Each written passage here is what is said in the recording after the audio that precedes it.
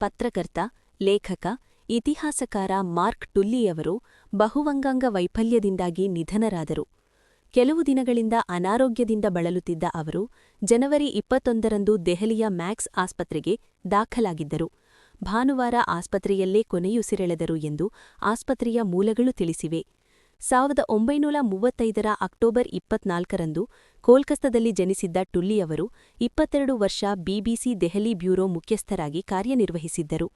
1974ರಲ್ಲಿ ಬಿಬಿಸಿಯನ್ನು ತೊರೆದ ಟುಲ್ಲಿ BBC ರೇಡಿಯೋದಲ್ಲಿ ಪ್ರಸಾರವಾಗುತ್ತಿದ್ದ something understood ಕಾರ್ಯಕ್ರಮದ ನಿರೂಪಕರಾಗಿದ್ದರು. ಭಾರತ ಮತ್ತು ಬ್ರಿಟಿಷ್ ರಾಜರ ಮಾರ್ಕ್ ಟುಲ್ಲಿ ಸಾಕ್ಷ್ಯಚಿತ್ರದಿಂದ ಆರಂಭಗೊಂಡು ಭಾರತೀಯ ರೈಲ್ವೆ ಕುರಿತ ಸಾಕ್ಷ್ಯಚಿತ್ರಗಳವರೆಗೆ ಹಲವು ಸಾಕ್ಷ್ಯಚಿತ್ರಗಳ ಭಾಗವಾಗಿ ಟುಲ್ಲಿ ಕೆಲಸ ಮಾಡಿದ್ದರು.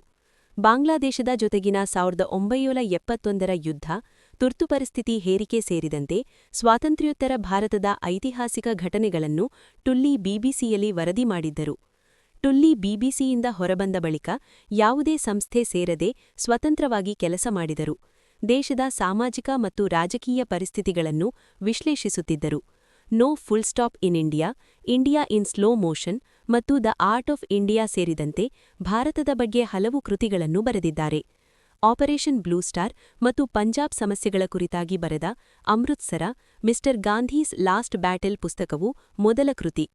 ಬ್ರಿಟನ್ ನೀಡುವ ಅತ್ಯುನ್ನತ ನೈಟ್ ಗೌರವವನ್ನು 2002ರಲ್ಲಿ ಪಡೆದ ಟುಲ್ಲಿ 1992ರಲ್ಲಿ ದೇಶದ ಉನ್ನತ ನಾಗರಿಕ ಪುರಸ್ಕಾರ ಪದ್ಮಶ್ರೀ ಮತ್ತು 2005ರಲ್ಲಿ ಪದ್ಮಭೂಷಣಕ್ಕೆ ಭಾಜನರಾಗಿದ್ದರು.